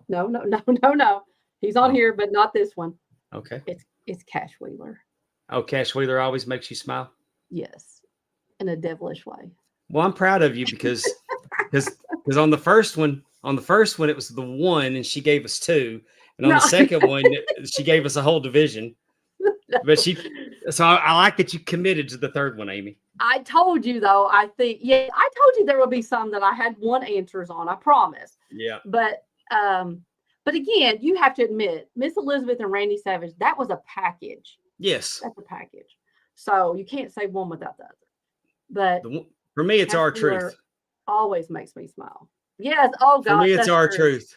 He's great. You just never know It what he's don't going to matter if say. he's in the wrestling ring, if he's on TikTok, whatever. If he runs in and does commentary for a second, just happens to just walk in the camera. Man, I love me some R-Truth. He always makes me smile. Runs out in the women's Royal Rumble or something. Just, like you said, that's hilarious. Willie says that Charlotte Flair makes him smile. I know. Hey, Money Mike, Charlotte Flair always made him smile too. All right. Who's your comfort wrestler? And I actually Googled comfort wrestler because I didn't really understand what they were asking. So what did you, okay, well now you got to tell me, what did Google say? Well, it's kind of like it's just the one that makes you, it makes you comfortable to watch them. It's just like if you need an escape. There's Brody King. Huh? That's Brody King for me. Brody King? He's big and strong. And for me, it's Terry Gordy. Oh, yes. 290 pounds of romping, stomping, graveyard destruction. Those punches, those promos. I can go down a rabbit hole and just watch Terry. It don't matter if it's Terry Gordy as a free bird. It don't matter if it's Terry Gordy in Japan. It don't matter what. I mean, Terry Gordy in UWF. I enjoy Terry Gordy. All right, the one that you miss the most.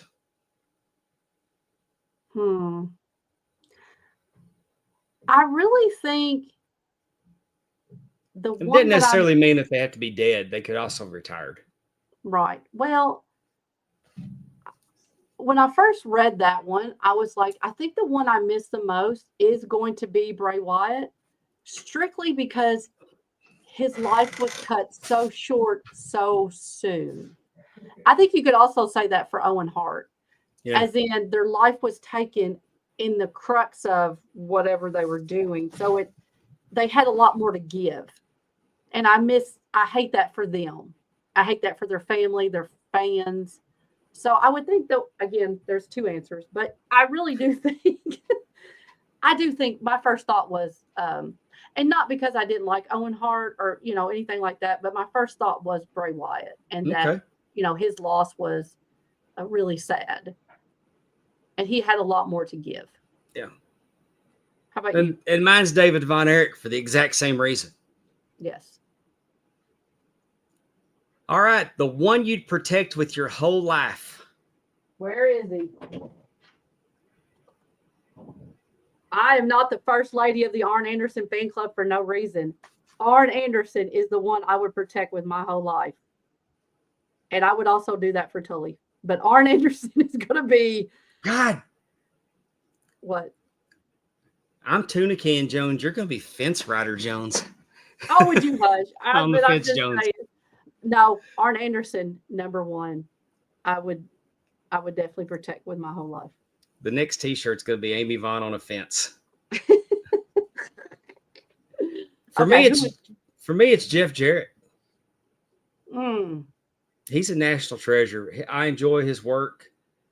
And after Ric Flair's last match and me getting to see him behind the scenes and seeing just how much he gets it in his wrestling mind and how he can take hold of a whole, I saw him single-handedly put every ego in the room in his hand and manage it. Right. And the vision of how things should go. And he got a notepad and he drew it all out to the most minuscule detail. And it just that I was already a fan of Jeff Jarrett from way back in the World Class days. Then seeing him like that and the build up to Ric Flair's last match showed me that he'll work. That he'll work. And then watching him behind the scenes, he's a complete package. And that night, Jeff Jarrett made my Mount Rushmore of professional wrestling. I know that everybody's probably rolling their eyes, but the most interesting thing I've seen on AEW television this year was Jeff Jarrett. I like, when we did our first Top Guy tussle and Jeff Jarrett was there and he was a booker and we all went in the back. We had our different roles and stuff like that. He treated me the same as he treated a professional wrestler, as in what he told me to do. And he didn't cut you no slack either. No, and that's what I mean. Like He took really, that. you know, He took that as serious as if we were yes, going to go out and do that in front of paying fans that night. yes, because he told me, yes, because me and my team were getting ready to go out, and he was like, "You're the first one out. You got to make." You know, he was again. He did not have to do that. We were having fun, but you're right. He took it like it was a real show. This was It's real, second like nature to yes, him. 100%. It's taking a breath. It's as natural as breathing to him. Yes, All the yes. details. Right. And he has so much to give back.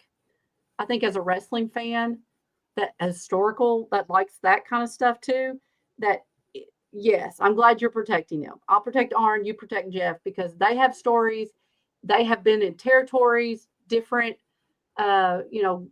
different promotions. They've been behind the scenes. They've been out in the front. So I think it's, I definitely think they need to be treasured. And he's a friend now. He is. Isn't that awesome? So weird. Okay, here's the last one. The one you're rooting for the most. Shout out to Derek Zoo because he's rooting for you. 100%. That's the first person. Isn't that funny? That's the first thing I thought of when I saw that. Rooting for the most. I'm number one. I can't hear rooting anymore without thinking about Derek Zoo, and that's not a bad thing. No, we love Derek Zoo because Derek is in that territory of the one that always makes you smile. He's just such genuinely a good guy.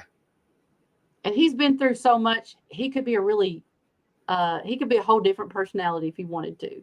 Yeah. And people probably wouldn't think anything of it because it's like, well, my God, if I'd been through all that, I'd be like that too. But he chooses not to be. And I think that's amazing. And I'm rooting for him. He's a quality human being. 100%. Willie Thornbrew is rooting for John Cena. Amy Vaughn, who are you rooting for the most? Okay. In all honesty, for right now, I think I'm rooting for Charlotte Flair the most. It's interesting. Because I think, and again, I'm probably reading a lot into it. I'm very empathetic. She's had her third marriage. It's failed. She doesn't have children. She's maybe not a fan. I mean, she probably doesn't have as many friends in the locker room. Her dad is Ric Flair. And I just think that there's a lot of things that are working against her. Some probably what she caused. Some, again, she's older. They're younger wrestlers now. I just think I'm rooting for her. I'm rooting for her to. She's kind of unfairly getting her teeth kicked in right now. Yeah. I mean, she's had a lot for whatever reason go Instead on. Instead of sympathy, everybody's dogpiling her for some reason. Right. Yeah. I mean, and again, I'm not even just, she doesn't need to have sympathy, but sympathy, but basic compassion for a human being. Yes. I think, yes, that's kind of what I meant. She's getting her entire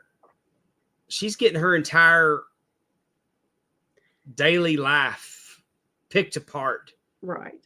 And I obviously do not know her, and she may think I'm crazy, but I just, I want her to be happy.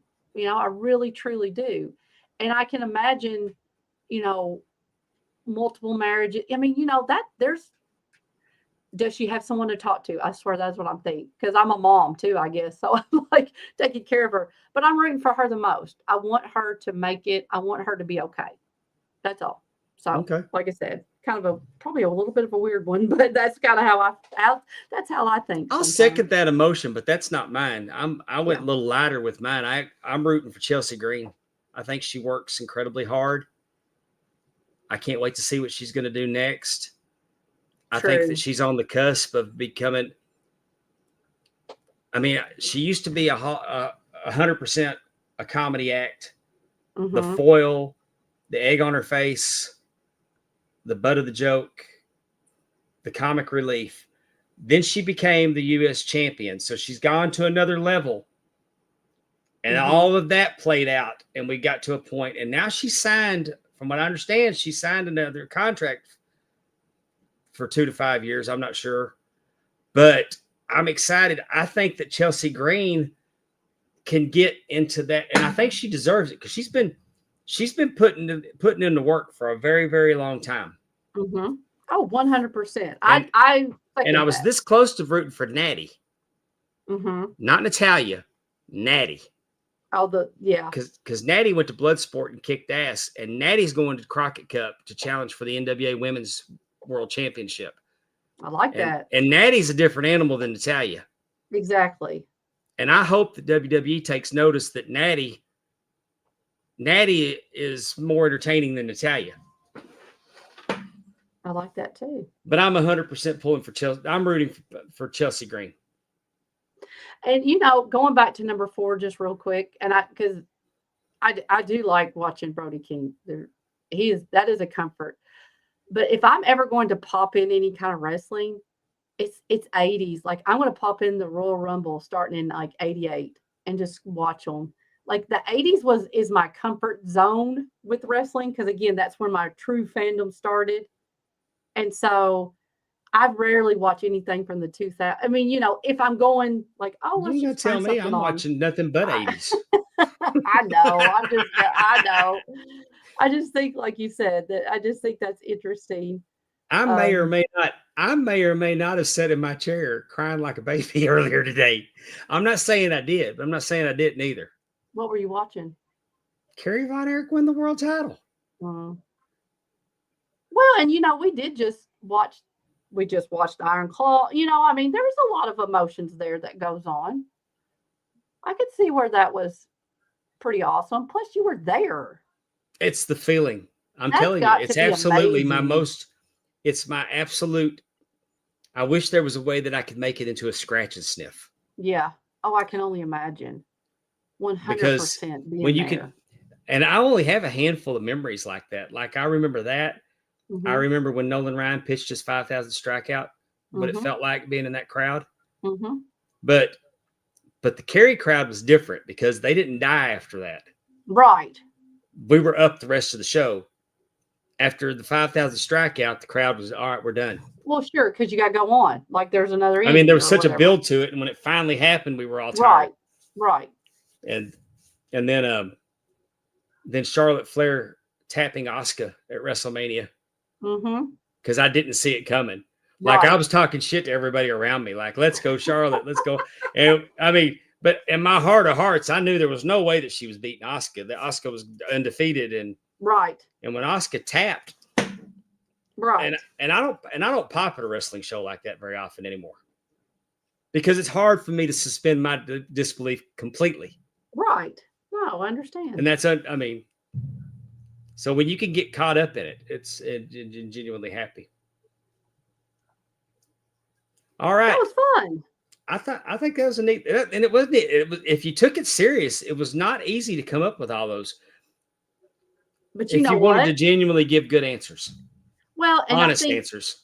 Yeah. Because you could ask me these again, and if I just wanted to blow them off, I could give you 7 names real quick, and you wouldn't even poke holes in them. But wouldn't you? But didn't this just like really make you kind of go down memory lane? Like you said, like when I thought about who made me fall in love, like I got all those feelings again of watching Saturday Night's Main Event, and you know what I mean. And just like I said, I smiled when I thought of Cash Wheeler, and so and I brought out Arn. You know what I'm saying? I'm protected with everything. So I just think that's funny. It was fun. I like doing that. That was all fun. right. Well, guess what, folks?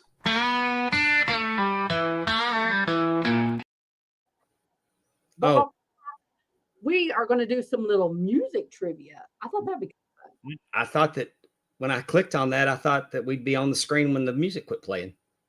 Oh. We had a technical difficulty. Nobody wants to song tonight. Many remember that Michael Hayes sang Bad Street USA, but what was the name of the album that song was released on? Oh, I know. I figured we saw that. I absolutely 100% know. Tell me. I was going to wait and see if anybody. Okay. Yes, Willie Thornburg is the only one that's even talking in the chat now. Oh, I don't know what happened. We love Willie talking. I hope we didn't have a technical difficulty. Well, he's in the YouTube, so. Yeah, I don't know nobody wanted to do wrestling theory with us. Fine. Willie, do you got a guess? Willie's smart. He knows it probably.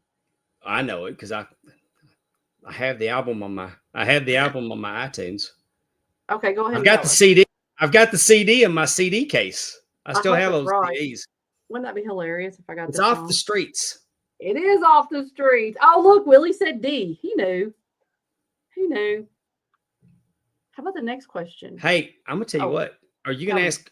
Are all these about Bad Street USA? No, Oh, only one was about because mystery. there's another song on that album. They do a version of "The Boys Are Back in Town" that is really good. Oh, you'll have to listen. Let us listen to it one day. Okay. Oh, darn. I know this one. These are gonna be easy. Y'all are just gonna get to watch me flex my big brain tonight because she doesn't normally make them this easy. Is it Sade? Yeah. I asked. That's what I thought. Sade's smooth operator was used by which star in WCCD? WCCW. I saw Willie Buck's D. Oh, did you now? I did. Yeah. Amy saw the D. That's a new shirt at Lord jumpinthepond.com. help me, Jesus. Oh, Oh. What's the timestamp on this one? 141. That's going to be the clip this week, y'all. Who used smooth operator?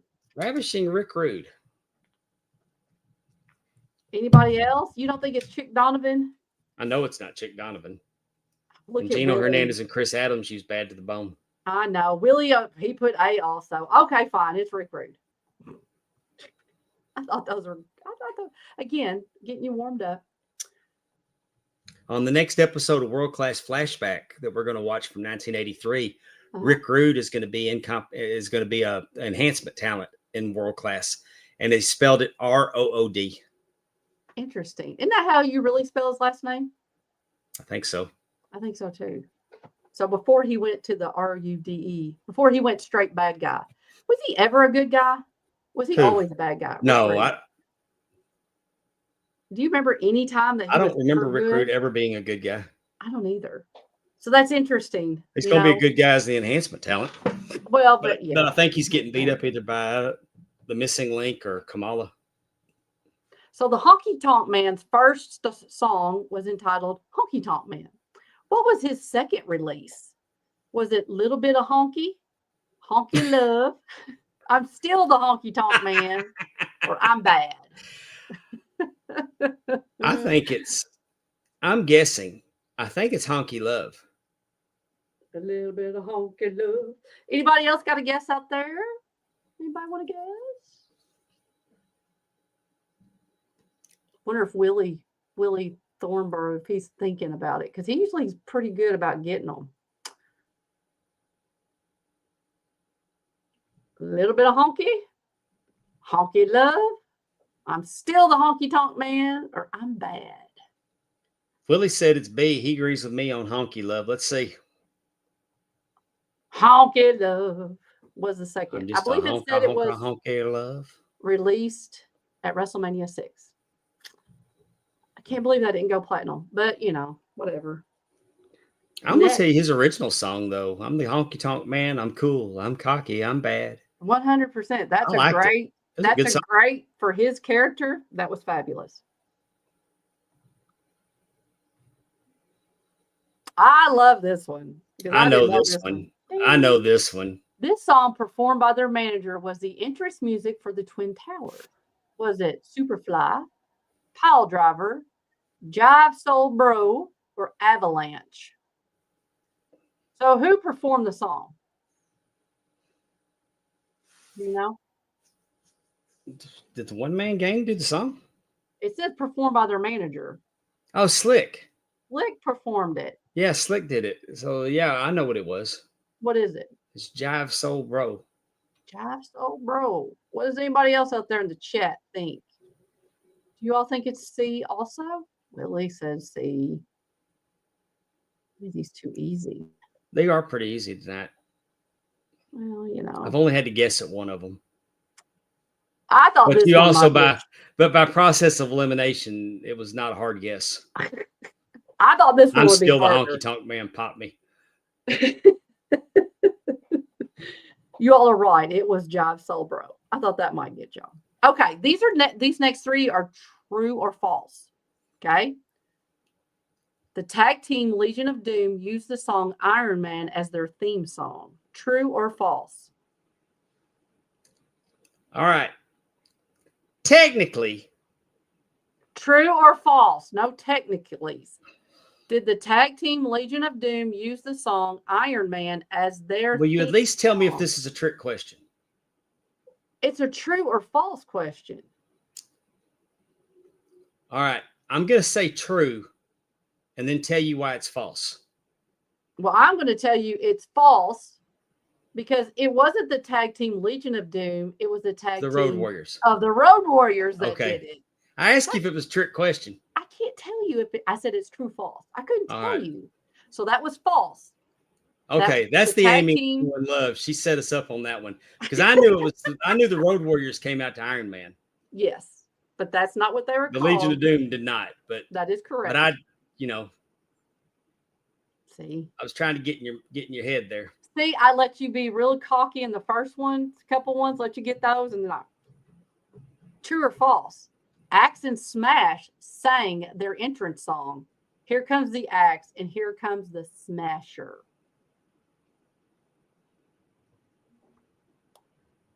Here comes the Axe.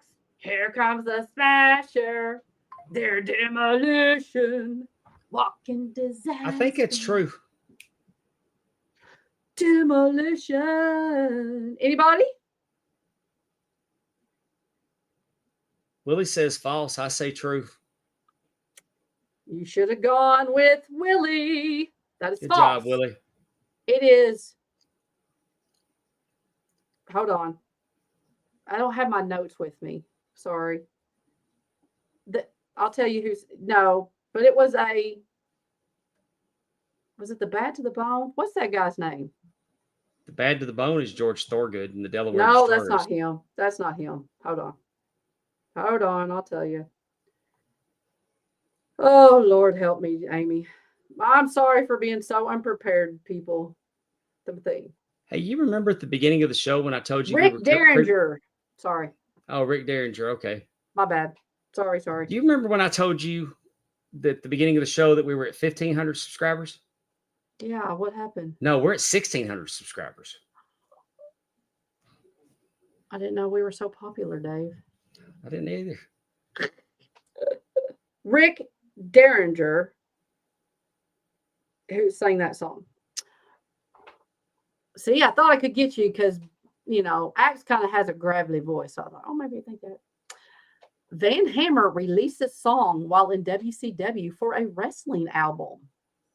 True or false? Willie, you got to get up pretty early in the morning. No kidding. Willie, you're not allowed to answer until after Dave because I don't want him cheating off of you. I'm going to say it's false. Okay, Willie, you can. Okay, you're right. It was false. He did not. Even though he came out with a guitar and did all that fun stuff, he never did record a song wrestling album. So that was fun. That was fun. This has been a good night of just TV and trivia and wrestling thoughts. I liked it. It was good. Our friends over at Drunken Pop are going to do a new episode this week. I don't know what year and month it's going to be yet. Drunken Pop is pop culture. They don't do the wrestling. They do the pop culture, box score trivia. They take care of your sports. They take care of your music. They take care of their movies. They have a good time over there with TJ, Dollar Dave, and Timmy C. And I think if you think you know sports, you definitely need to try box score trivia because you may not know as much as you think because those questions are hard. That I think so anyway. I mean, we're talking about 2 shows, 1 cup. They're the other. They're one of the shows. We're the other. We love it. And we're filling that cup up over here on YouTube. You can find our YouTube channel if you're watching on Facebook or X tonight. You can go to 2 shows, the number 2, the word shows, the number 1, the word cup, 2shows1cup.com. That will take you, or you can use that QR code. Mm-hmm. Two shows, onecup.com, pwdpod.com will take you there. superdavemiller.com will take you there. Make sure you share us with your friends. Let them know if you have a good time. Invite them. We love having our audience, and we talk, and we love you all answering questions and all that fun stuff. Sometimes you give us some fun things to talk about. You ask us questions too. In 2 weeks, we're going to have author Lizzie Flanagan. That's gonna be fun. She wrote a book about the life and death of Gino Hernandez. Did you get your champion? Did you get your book pre-ordered? I still got it in the shopping basket. It didn't take PayPal, and I had to go. I didn't have my wallet in here. I got mine the other day. I pre-ordered it. But it's you can pre-order that book now. I believe, is it McFarland Press? I'm just off the top of my head. That does it. It's a Mick. But we'll get the information out closer to the episode. And then an extra special, and then on the 27th of this month, we're going to welcome former NWA junior heavyweight champion Steve Anthony to the show. Yay! I cannot wait to talk to Steve Anthony about beating Jushin Thunder Liger in the Tokyo Dome. Oh gosh, could you imagine? Came I'd like to go there. Came out of Harley Race's school. Mm-hmm. He's had a hell of a career. Y'all heard me gush about his match with Anthony Green recently. Mm-hmm. I can't wait to get Steve Anthony on here. We're gonna have such a good time with him. 100%. It's gonna be a great. Yes, I mean, he's gonna be a great interview because of just all the things he's gotten to do and meet and wrestle, and like you said, Harley Race. His school to the Tokyo Dome to what he's doing now. Feud with Vordell Walker. It's going to be awesome. And his upcoming dog collar match with Rob Love. Southern Royalty. He finally gets. He created Southern Royalty. For y'all that don't know, Bayou Independent Wrestling. Steve Anthony created Southern Royalty. It was what you would call a heel faction, and Steve got away from them, and he went away for a little while, and he came back and doesn't approve of them, and they didn't welcome him back, and he's one by one picked them off, and he's finally getting Rob Love, and it's going to be some interesting stipulations. So Southern Royalty will disband if Anthony wins, and if Rob Love somehow manages to win, Steve Anthony will be Rob Love. He's going to make Steve Anthony his bitch. Oh, interesting. Just to answer your question, Willie Buck, I will be watching Backlash. I know Dave has a show, and he'll be watching it not live, but hopefully Sunday, right? And maybe we'll get to talk about some of that. Yeah, give me just a second. I'm going to bring up. Oh, I'm sorry. I'm going to bring up the card. I'm going to bring up the poster. Okay.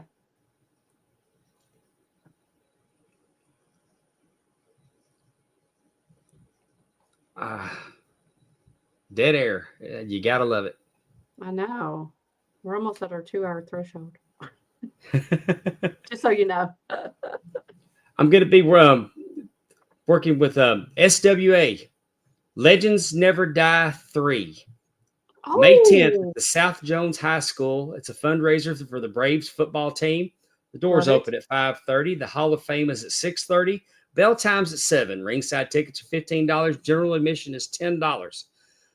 Last year, I worked this event, and we had 800 strong in that gym. It was a good time had by all. They do a great job putting on an event. Mm-hmm. Where is that again?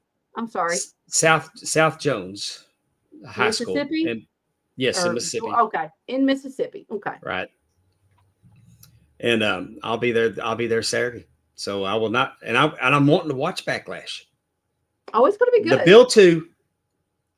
build to Backlash, in my opinion, has been better than the build to WrestleMania. There's definitely some argument for that. Definitely. Yeah. Be interesting to see what happens and how it propels us forward. Yeah, I'm sure we'll talk about it next week. Definitely.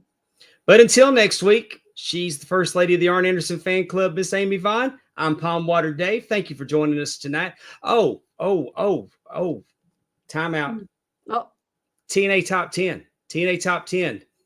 yes. With probably the greatest top 10 ever. The top 10 top 10 Mexican food. 100%. You can't get for Cinco de Mayo, I'm sure that's why they did that. And do you know what they're doing next week? They're doing top 10 TV moms. Top 10 TV moms for Mother's Day. That's coming up. Oh, and I'm glad you said that. Everyone who's listening to my voice, if you have a mother, get her a card, get her flowers, give her something.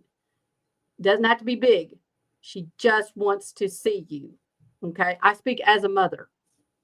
I just want to see my kids and be with them. And your mother wants to do that with you. So this is just a little PSA.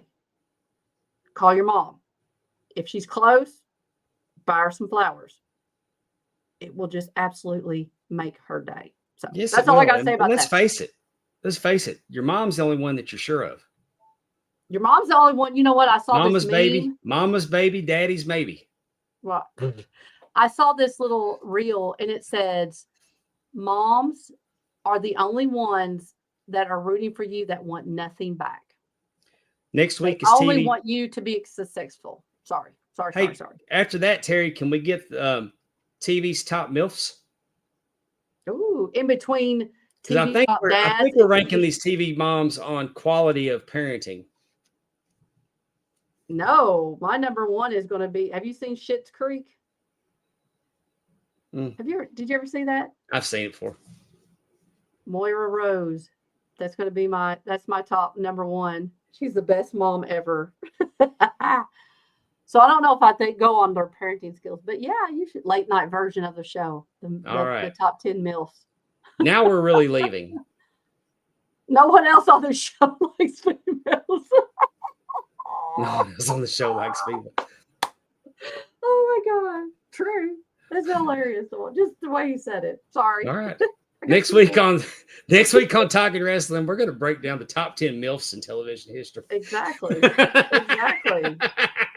Dave's already got a list of 20 he wants to talk about. No. Peggy Bundy. I see. I put her on my top TV moms. She was great. Yeah. But not all right. Not as a MILF, but as a mom. No. Thanks for joining us. Good night, everybody. Bye.